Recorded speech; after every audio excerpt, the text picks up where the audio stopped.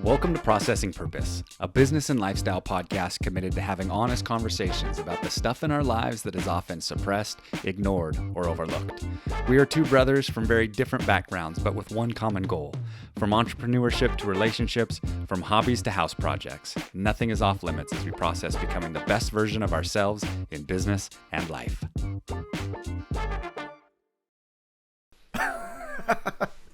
Thumbs up. Really glad to be back. And quick reflection, we just had a great golf trip with some buddies, and that was awesome. And what I meant by quick, I meant really quick. No, but it was life-giving, and anytime Luke and I can get out, usually when we come out of winter, we haven't really spent a ton of time together just because he's a skier. I'm not. I'm out doing other things during the winter. But getting back in the groove of getting out with Luke and getting out and doing activities together, it's life-giving for me, so I was pretty stoked. So we're back today and back on the golf course last weekend, and it was not pretty. Yeah, I would say the results for us were a little iffy, but I shot a solid low 200s. combined score. But also, was the weather and scenery and everything else just amazing or what? I mean, that you couldn't ask for a better golf weekend, really. Yeah. I mean, yeah, we have some work to do, no doubt about it. But I was just grateful to be out there, and I'm just grateful for this time of year. You could probably see outside a little bit. It's just a beautiful day, and this is my favorite time of year: spring, summer, fall. Yeah, stoked for it. Yeah, and if you can't see outside because you're listening to us, go check out the YouTube. Yeah, check it out. I mean, we're a couple of really handsome dudes. You'll enjoy watching us. Apparently also really into ourselves. Just kidding. But let's talk about the big subject today. What is the big subject? I think it's probably one of the more powerful words in our language. Why? Why? I know, it's a big one. It's a really big one. And I think it's a constant, for me anyway, I'll speak for myself, it's a constant journey. Yeah. Asking that question. Because it can change quite often, or just simply evolve and grow into something new, or something maybe I didn't even think it would turn into. Yeah. So, and we can go so many different directions with this, but when I say, what does the word why mean to you? What's the first lens that you filter that through? Is that why do you do what you do professionally? Why have you chosen where we live to live? Like what's the first why that pops into your mind? For me, it's kind of more based around expression. Like why am I doing any of this? I never really scale it down to one specific thing. It's usually, I look at things a lot of the time holistically. And so when someone asks me the question, why am I doing this? I start to ask why am I putting myself out there this way? Why am I spending all this time trying to become this person when I don't really value that, right? So it's more or less about who I'm trying to become, and asking the question, why does it matter if I don't necessarily want to become that person? Or I guess what I'm always constantly searching for and asking that question around is, who do I want to become and why? Does having a why matter? We just talked about that the other day, and I shared that I had this moment, almost kind of got angry, and I was like, I don't need a why, you know what I mean? Like, my why is development. My why is I just want to become the best version of myself, I don't want to have to. Yeah, you had a bit of a rant. I did, a bit of a rant. I was all worked up about it, and I'm and then I kind of asked myself, why are you so worked up about this? But, I asked yourself a why question. Yeah, I asked a coach a while ago, can your why be short term? Does my why have to be this big overarching concept of my life? Sure. And maybe for some people, and don't get me wrong, I'm jealous of people that have one thing they do and nothing veers them off course of that. Now you could probably say maybe those people have Asperger's, but I mean, but the truth is I do. I envy that so much. I wish I had that one thing that, man, I'm so freaking deeply rooted in this thing. I'm never off of it, and I'm going to become the best expert in the world at it. And maybe that day will come. Maybe I'm moving toward it without even knowing it. But I really do find myself envious of that lifestyle. Yeah, why? I think it's debatable, but I think it's probably the biggest factor into our motivations. Oh yeah, and maybe that's not even debatable, but from the spouse that we chose to the locations that we live in to the professions that we find ourselves in to how many kids we have to the marketing resources that we deploy, like the why behind what it is that we do matters deeply. And I don't think that we give it much thought. What do you think it's rooted in? Values? Do you think your values are what surrounds your why? Well, I think it depends on what it is that we're referring to. Like if we're talking about why we parent the way we parent, yeah, values. If we're talking about, well, I was going to say, I guess we got to define values. I need to zoom out there for a second. I was going to go down a different rabbit trail, but what is a value? So I'll give you an example. My top value is freedom. I absolutely value freedom more than anything. I want freedom to do with my day and hang out with who I want to, when I want to. Sure, we've talked about that. Right? Like, yep. I just want the freedom to choose and pick what I want my days to look like, not necessarily feel obligated to things.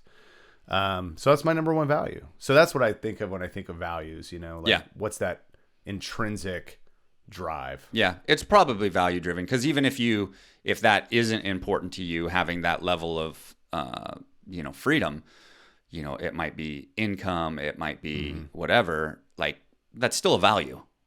Yeah. Right. I mean, if you're valuing money in that regard, and I love it as much as the next guy. Like I have no judgment there, but a lot of people chose the profession that they did either because it paid what they wanted to pay, or was in the location they wanted to be in, or allowed them to get the kids to the school that they wanted to go to, sure. Or convenience, security. Yeah. I mean, there's so many different things, and yeah, it's probably value driven. What's that mean to me, as it relates to pursuing this thing? Right. And I would say too, for me, my why can get bigger the less stressed I am. When I'm under stress, my why is pretty small, meaning I can only see 6 inches in front of me. I can't really, like, when I think of why, I also think vision. I think visionary. Like, what is the big why? Why are you, what is blowing up in your world that's drawing you toward this new thing? Yeah. Well, and you hear a lot of the, I'm going to stereotype it. A lot of the success books out there talk about you got to have a big why, right? If you're going to chase a big goal, you got to have a big why. And I agree. I think that is an alignment. Like the bigger the goal, there's going to be a lot of stuff that happens in the pursuit of that. And you're going to be asking yourself along the way, why am I putting myself through this? Why am I doing this? And if you can't answer that question clearly, concisely, you won't likely have the level of determination and discipline that it needs to follow through on whatever that goal is. It's because business is hard, yeah. Right? Without that deep-rooted understanding of what you're doing and why you're doing it, you're going to give up. Yeah. I would give up. Yeah. Luke would probably give up. I mean, and I think, and again, when we say give up, pivot, whatever you want to label it as, but you're going to move in a different direction because it's not enough to keep you there. It's just a stressful pursuit in life is business. And if you can't clearly define what you're doing and why you're doing it, you probably have no business doing it. Yeah. Yeah. I think people sometimes don't give enough energy to the why, like being really clear on it. And that could be as much as like making a New Year's resolution that you want to lose weight, right? And if you're not super clear what the motivation is and it actually matters to you, you're not going to follow through. Right. I was just talking to Chad, our friend Chad. Yeah. He's trying to kind of discover, what entrepreneurial venture might look like for him. He's been in the corporate world for a long time. And I asked him the question. I said, well, ultimately, I guess it's not a question. I made the point. Ultimately, you have to believe it's great work You have to believe that the world needs what you're creating. Yes. Right. You have to believe that. If you don't believe that, it's not going to work itself out. And then the next question, or I asked the question after that, when are you in flow? Right? Because I think when you align those two things, you truly find your purpose in life. You believe it's great work, you believe the world needs it, and then you're also in a constant state of flow with that type of work. So for example, I'm in flow when I write, right? We've talked about that. I'm in flow when I'm writing and cooking. Those are the two. Those are the two moments I've noticed it. Anyways, there might be other things. I think I get into flow when I'm out landscaping and stuff, and maybe that's just more cathartic work. But nevertheless, those are the two things I've identified as flow. And if you can align that with great work, you're gonna find your why. I believe. I do. Yeah, it's often talked about in terms of professional pursuit, but why matters on a lot of different levels. Yeah, not just work. I was putting my kids down for bed last night, and ironically, I had this conversation. It maybe because I knew we were going to have this topic, like I had a lens going into it. Sure. But I was laying there talking with Van, and he has in front of him, what do they have, like maybe 3 weeks left of school this year. And he has a big goal that he wanted to hit by the end of the year. And we have talked about it. He set this goal like 2 years ago before he goes on to middle school. And we talked about it at the beginning of the year. We talked about it about 6 months ago. We talked about it about 2 months ago. And he's sort of been procrastinating taking action. Now he recognizes that he's 3 weeks away and going, uh-oh. Not time. How do I accomplish this now in the time that I have left? And so we talked about what if he does, what if he doesn't? And ultimately, he's going to have to sacrifice and really inconvenience himself if he wants to accomplish this goal by the end of the year. And I just looked at him and I said, you need to know why you're doing it. Like, why are you going to sacrifice going out and playing with friends, video games, screen time, Legos, whatever it is that you're going to have to sacrifice? Why are you going to sacrifice to go do this? And he goes, I don't know. And I said, okay, well, you better get clear on that if you're going to do it. Otherwise, you're just going to hate it. Yeah. Or you won't do it, and you'll find yourself in the middle going, oh, I should have, but I didn't. Why didn't I? What's wrong with me? When you just didn't do the work up front to determine what was important and why you were going to pursue it. It matters at every level. And here I am teaching my 10-year-old about why. It's just dawned on me. If you don't convince yourself why you're doing it, you're going to convince yourself why you shouldn't do it. It eventually is going to happen. You might be excited for a minute. You might be amped up for a few minutes. And then eventually you're going to start going, why am I doing this? Yeah. And that, in my opinion, is more deflating to your pursuit than any other headache or problem you're going to run into pursuing that thing. When you start to question it, it's over. Well, and we see it on in so many areas, with kids. No, I'm not going to buy you that toy. But why? Why? In parenting, and I'm guilty of it, because I said so. Don't question me. Right? Like, yeah. I could give you the whole spiel. You're not going to understand it anyways, because I said so. Which, no judgment. Saying this to myself, not the best approach to parenting. No. And you're right. No. Maybe they won't understand the why behind everything. But I think that we should effort to explain why around what it is that we're doing and why we chose it and why they got that consequence and why they got that reward and why we chose this vacation location, and talk about the why, because it allows understanding into the decisions that get made. And that's at parenting. But I notice it also with my staff. We're going to implement this new program, and here's why. Right. And I need your buy-in, and here's why. And if we can lead that way, the buy-in that we get and the collective pursuit of this vision, everybody gets on the same page because they understand their role and they understand the reason behind doing what we're doing, versus, okay, we're changing the pricing and because it needs to be changed, so we're doing it, right? Or whatever your justification is, because I'm the boss. Yeah. And that doesn't create an environment where people are excited about where we're headed. Right. I read somewhere recently that if you give your employees a piece of the why too, have them not only buy into it, but they have a piece of that decision. If there's a way to do that, that's really effective. Yeah. It really gets people to commit. Yeah. Yeah. If you haven't read the book, Start With Why by Simon Sinek. Start with why. Yeah. Start with that book. Yeah. We just talked about him. He has got to be one of the most spot on, accurate thought leaders in the modern world right now. It's pretty interesting.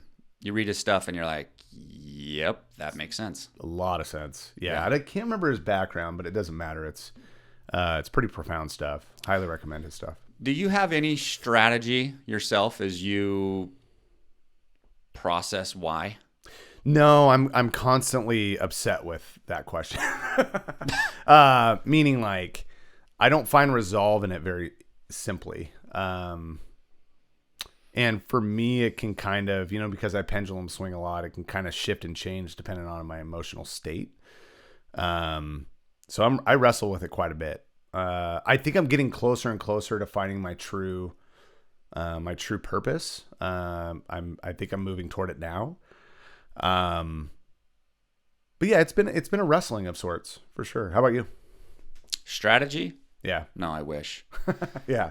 I have to pause, and maybe this is a strategy. I don't know, but I have to get quiet and reflective, and I have to go, okay, what if I make this decision? Why would I be making that decision? If I go the other direction, why would I go the other direction? Write it out, take a look at it, think on it, and go, which one do I value more? Because there can be a why in either direction. Mm-hmm. This is why I would do this. This is why I wouldn't do this. And which one has more weight? Which one is in alignment to maybe your bigger why, right? One why leading to the next why. Yeah. But no, there's not much strategy outside of just making sure that I give time to process it. Do you think your why should be, we've talked about, we believe it is aligned with our values to some degree, but do you believe that when you ask the question, why am I doing this? Should you always be constantly moving more and more toward the lifestyle you desire, right? Meaning more and more toward the values you hold most close and dear to your heart, those sorts of things. Like, in other words, I've considered like barbecue restaurant, right? We've talked about barbecue a lot, but then it made me realize, wait a second, that actually gets me farther away from freedom.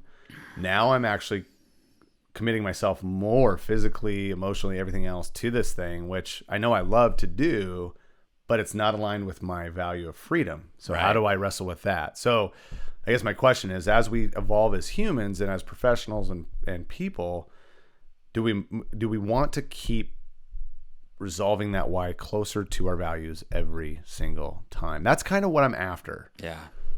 I think the answer has to be yes. Yeah. I think that if you don't do that, and again, you're going to have to start at the beginning and go, what's my big why? Right. But if you aren't using that as your lens, you're going to go, well, I love to cook. This town needs a barbecue restaurant. There's an opportunity here. I think we could make good money with it. Yeah, let's go. And then you're going to be down the road going, why did I do this? Like, this wasn't in alignment with where I thought I was going, and now I'm stuck. And we've talked about it before. It's easy to get in a business. It is not easy to get out of business. And so It's not. If you've never been in business, that doesn't make much sense. But if you have been in business, you realize, wow, once I have clients, there's an expectation, once there's responsibility, once there's an income stream, turning it off is not the same as like, this job doesn't fit me anymore, I'm going to start looking for another job. Doesn't work that way. You don't get that luxury. No. And if you don't begin with the end in mind of what's the end game here, what's my why, and doing all of this, you're going to be in trouble. And highly recommend that podcast that you shared with me to everybody with Rob Deerneck, because he talks about that. He's like, every business that I design now, in my mind, I have to start with what's the end game here? How is this business going to serve me? What's it going to do? When is my exit plan? Like he has an exit plan figured out before he even starts the business, which is pretty genius. I've never done that before. Yeah. That's something I need to take heed of. Yeah, there's a book out there. If you haven't read it, it's called Built to Sell. Okay. Yeah, you mentioned that before. It's fantastic. It's just a narrative. Right. But it really helps you go, okay, even if my why isn't to build an asset to sell, like that doesn't have to be the why. But if you build your business to sell, now as your life evolves, your priorities shift, you realize, oh, my passions was this. Passions change. They do. And now I'm really more interested in what's going on over there. You've created an entity that you can exit. And take heed, masters. And what I mean by masters, there's a group of you out there that are like me, and you like to master something. That's you cling on to something. Fly fishing was it. Smoking meat has been it. Got it. Yeah. Smoking meat. I have to say that very clearly because a lot of people think I say something different.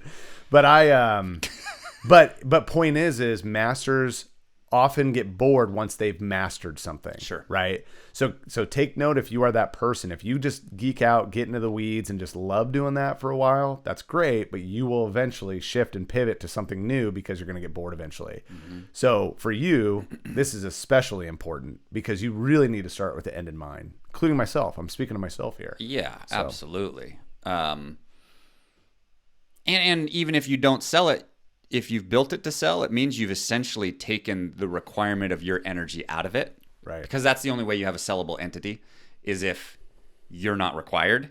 Right. And so then you have a business that will run without you anyways. Right. So there's no downside with building it to sell. And I don't know how we got on this topic from why, but... Oh, I think it's definitely relevant because if you're going to start processing your why, you have to start with planning with the end in mind. Yeah. You know, because your why is going to change. Yeah, it will. Your why absolutely changes over time, no doubt about it. And this is kind of in alignment, but I remember asking a elder a while ago, what was your favorite decade? And they said every decade's been better than the last and for different reasons. And I love that answer. But point is my guess is the why has shifted every decade. Yeah. The why and the purpose of all of it has shifted for that individual decade after decade after decade. And we have to assume it's going to be the same for us. Mm-hmm. Yeah. I honed my thought process of why, and it is something that you have to kind of acquire. Like keeping the why top of mind in all that you do, so that when you're talking with your kids, when you're talking with your spouse, when you're talking with your staff, when you're standing on stage giving a speech, when you're creating a business, it becomes part of the conversation at every stage. But really, I honed my why in the marketing world because marketing is all about why. Because the consumer, while it may not be an conscious why, the consumer absolutely is asking themselves, why you? Why this product over the competition? Why are you giving me this discount? Is there something wrong with it? And if you're not actively answering the whys that are happening in their head, even though they don't realize it's happening, your advertising doesn't land. It doesn't reach the effect of getting them to take action. And because I have such a strong marketing background, I was forced to ask why all the time. We're given a 20% discount. Why? Why would you do that? Would you say online marketing is more is more specific to the impulse purchase than it is to the kind of cognitive, like, you know what I mean? Like, I know we're asking those, unconscious questions, why, but that's happening at such a fast rate. You know what I mean? Like, all that computing inside of our brains is happening so quickly without even knowing it. But I do wonder if it's based on impulses, kind of the click or pay-per-click kind of a thing, psychology. There's a lot of psychology that goes into this. Oh, it's huge. So are you asking if I think that why is more important with online marketing than traditional? No, just in terms of, when it comes to decision making, I've just always wondered if online advertising is a lot more, what's the word I'm looking for? Not geared. That's a wrong word, but a lot more strategically focused on the impulse of the human being. Does that make sense? Making quick decisions rather than taking time to really analyze what's going on. I was asking the questions out of curiosity. Are advertisers now focused on that? I think that our access to information makes it more relevant regardless of your medium. I think because we have access to the internet and research and data and consumer reports and everything at the click of a button, it becomes more important. And I don't think that necessarily is a reflection of online advertising. I think that's a reflection of access to information. Because I think the same thing could be said about buying a car. Right. And it's important why someone chooses Chevy versus Ford. Right. They try and create their own angles and they try and create their own avatars to attract specific people that have the same whys so they can speak in those terms. Right. An example of this that's so obvious is year-end advertising for automobile manufacturers. And you could look at a Honda commercial and you could look at a Mercedes commercial, and from November through December, you'll see Mercedes, any luxury brand, it's just arbitrary. Their commercials have giant red bows on the tops of their cars. You ever seen a Honda commercial with that? No. Never. Because their buyer doesn't resonate with gifting cars. There is no why in that for them. They would, if there was a commercial where someone was gifting their Honda Civic, they'd be like, it wouldn't be as impressive. Well, it'd be nice to get a Civic. And I think car. that consumer would go, why would I give my car away? Right. Or why would I buy you a car? I can barely afford the car I'm in. Right. Okay. Right or wrong. And there's no judgment there for Honda buyers. But Mercedes luxury buyers, I mean, I've never gifted a car personally, but how many do you it must be enough, because it doesn't matter whether it's Audi or Lexus or Mercedes. Guarantee you see commercials every single year with a giant red bow on top of the car. Every year. Every Christmas. The seasons of giving, right? Whatever it is. And they're answering the why. Why would I buy a car right now? Because you want to give it to your special person. I've only budgeted $80,000 for Christmas this year. Right? I don't know if I have enough to cover it. You don't. You're going to have to buy the cheap Mercedes if you want to do that. Yeah. Can you get the low grade Mercedes? Which, yeah. And I do want to also note what you've brought up to me before, in that if you're asking the question, okay, I hear all this, still trying to figure out what my why is. I'm still trying to understand it.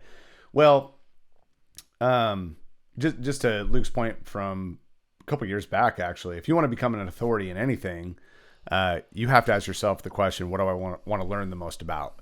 Right. And I would say too, be careful to not use the word passion too loosely. I think passion is overused in my opinion. I just ask yourself the simple question, what am I most interested in? Yeah. Like what can I not get my brain off of? When you find yourself putting the kids down at night and going straight to a book to learn more about that specific topic, hello, lights are on, right? Like this is what you're moving toward. And I would say most things can be monetized. So if you're interested in that topic, keep moving toward it, and that's going to hopefully move you closer to that big why. Well, and I flashed on something as you were talking about that too, because there's been a lot of years for me where I couldn't articulate a why. And I was sitting here thinking about it as you said that, going, okay, so what if someone doesn't have a why that's really clear to them? I think that's a lot of people, by the way. Yeah. What if the why was to figure out what the why is? So what I mean by that is Journey kind of a thing. it's a process, a path, a journey. What if your why for starting this business, taking this job, picking up this hobby is to figure out if it could be your why? And the why becomes very temporary, as in, I'm not pursuing this because I know this is my passion. I'm pursuing this because my why for pursuing this is to see if this is something I want to pursue and something that resonates with me. Totally. It's the why within the why. And therefore, you've given yourself permission to go from thing to thing to thing to thing without feeling guilty, without having somebody else put any pressure on you, because you've clearly articulated, no, I'm intentionally doing this to figure out what my big why is, what resonates, what I want to do. And you're just simply going from thing to thing with intention. Right. Because you're actively pursuing a bigger why. How do you recognize when it's not it? Like, how do you move toward that and go, okay, I'm opening myself up. I want to, temporarily, but how do you start to recognize, oh, this is just not it, actually. I need to move away from this thing. Oh, I think it's... Just so you know how to quickly pivot if you need to. I think it's an internal thing. Yeah. Case by case. Yeah, I don't think that that's necessarily something I can define for somebody. I can say what it is for me, right? I think that's a combination of boredom, procrastination, and a case of the Sundays. Gary Vee said laziness is a great sign of no motivation, that you should not be doing that thing. He does. Yeah. When he said that, which was really within the last 6 months that he said that, there was an aha. I was like, oh, that is interesting. Mm-hmm. Laziness can be a good thing. Talk about reframing. Yeah. It's always been a negative in my mind. If you're lazy, then what's the why? Right. Is there a why? Should you be switching to something else that inspires action and movement? Have you just not found it? I think it's a very interesting question to get really curious about. Yeah. And mind you, I just want to make sure everyone understands, like, we're not unrealistic in thinking that, hey, if your why shifts and changes and you decide to pivot toward a new path, nobody's going to do that abruptly, right? It's not something you just do overnight in a single day. It takes time and methodical planning, especially if you have kids and a wife or husband or whatever. It's important that you understand that there's a transitional period that has to take place. And that, again, can be case by case, depending on your lifestyle and what needs to happen before you actually step 2 feet into anything. But all that to say is make a plan, write it down, type it out, do whatever you can to actually have an executable plan to get to where you want to go. I've done that. Yeah. I've taken notes on my little legal, yellow pad, written it out. How am I going to do this? How am I going to sort this out? Started eliminating things on my list that were not really good uses of my time. Mm-hmm. If I really want to get to this path as quickly as I can, I've got to say no to some of this other crap that's literally doing nothing for me. You know what I mean? And so anyway, long story short, there's a period of time that needs to take place to make these things happen. Write it out so that you can feel more confident about that. If you do not write it out and see it visually before you, it's overwhelming. It's really overwhelming, and you start spinning in circles going, how the hell am I ever going to make this really happen? Write it down, talk it out, and take one step at a time. You'll get there. Yeah, overwhelm is a symptom of a lack of clarity. Sure. Wow. Write that down. That's really good. Yeah, and I was talking about this with Van last night in the exact same conversation. He's like, I'm just so overwhelmed by trying to accomplish this goal by the end of the year. And I was like, how come? And he's like, because there's just so much. I don't know how to get there. Exactly. Mm-hmm. A lack of clarity. And I had the conversation, and we broke it down into what it would look like and what's the first step. And you don't have to have the whole plan. Right. Because that's probably not realistic.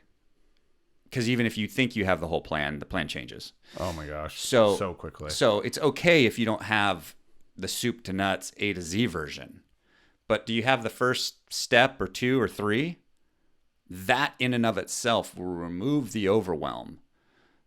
Because if you look at the whole, it is a lot. But if you look at the next step, well, I can do that.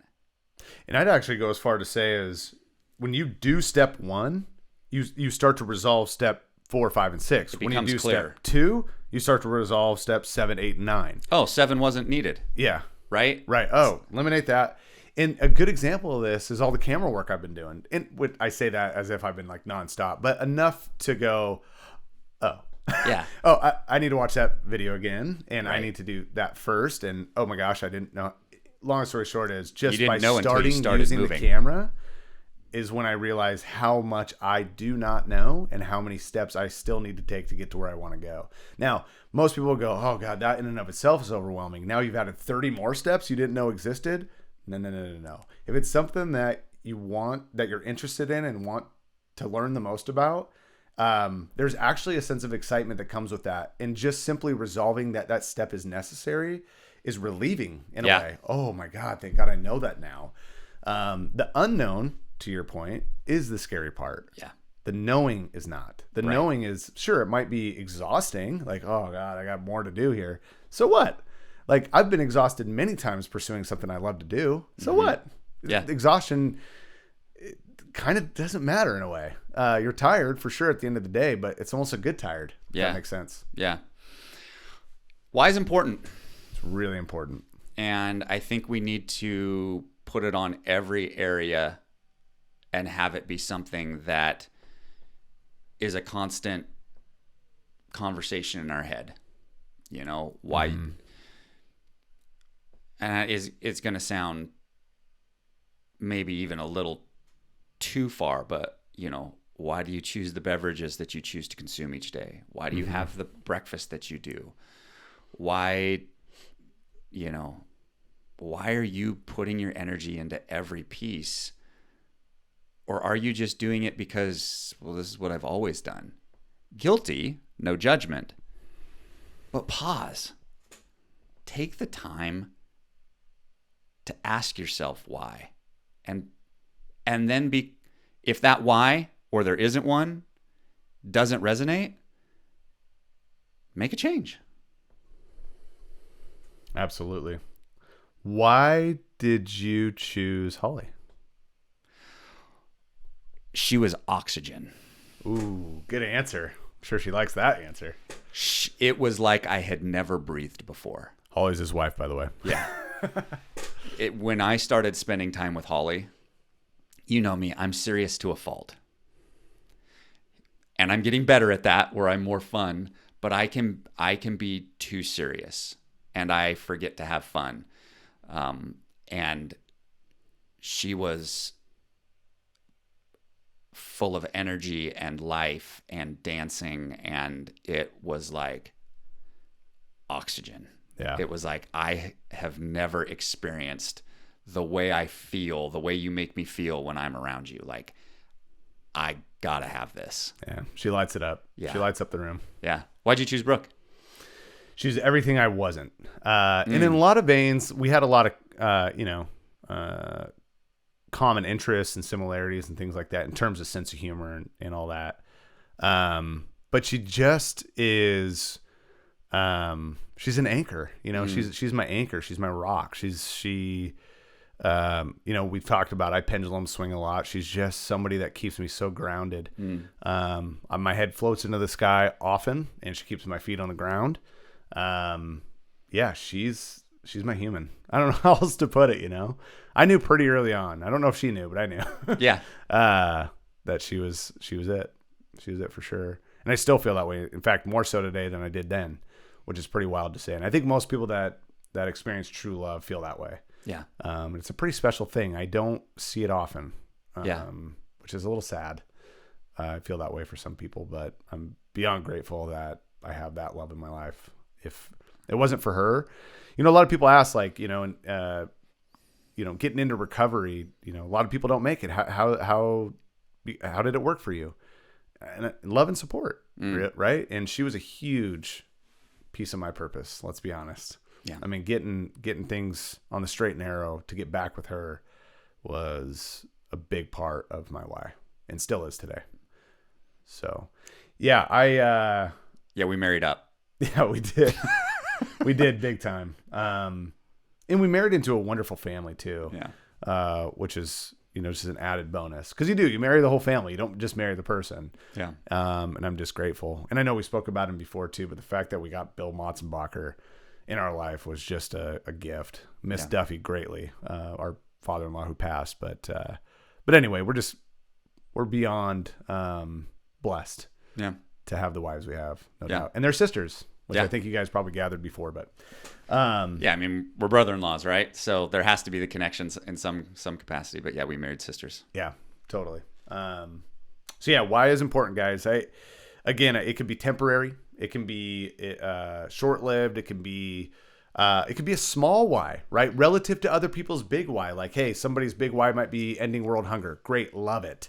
Your why might be helping the lady down the road figure out how to get groceries into her house faster so she doesn't have to break her back. Yep. Who knows? Doesn't matter.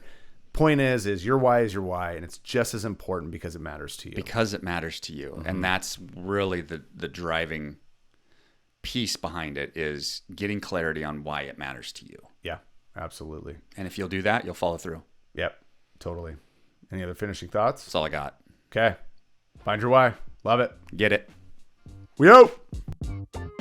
Thank you for tuning in to Processing Purpose. We hope you grabbed a few gold nuggets to take one step forward in your journey of life and business. Please remember to like and subscribe our channel if you'd like to get more content to help you build and grow everything around you. Make today your best day. Today is day one.